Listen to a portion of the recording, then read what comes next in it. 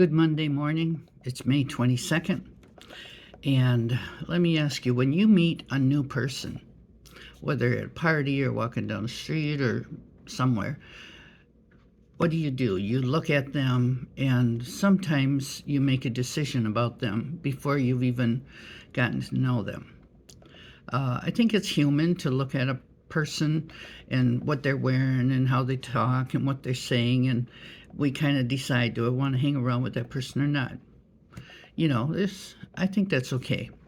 But we don't ever see the full picture of a stranger, because somewhere in their background is their family.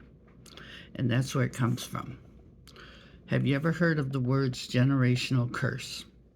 Well, generational curse often has a family that has a lot of divorce, incest, poverty, anger, and other ungodly things going on in their family.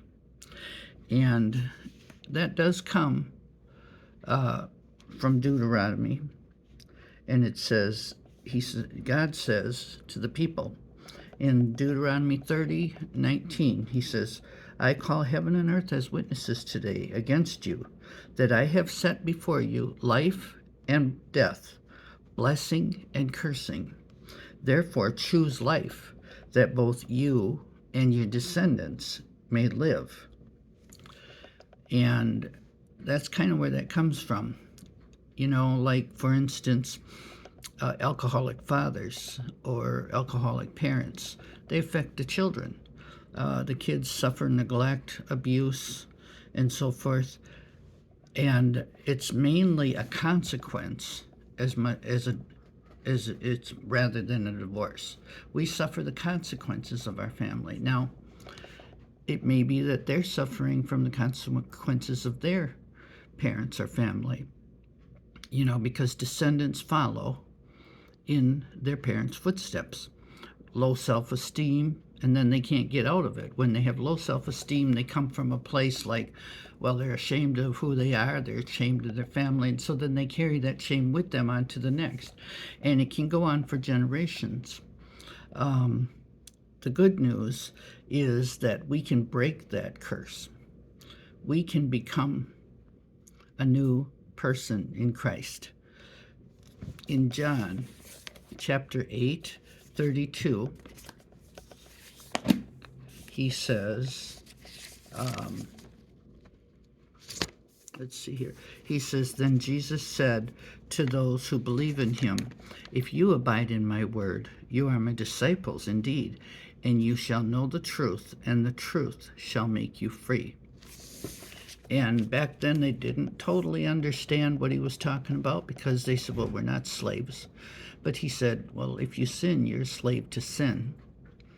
And what I take that as meaning is we are free from everything. We are free from our past. We are free from the curse of our families. And you can break that curse. It can start with you. And the first thing to do is to believe in Jesus and understand that he loves you, and that's our real family.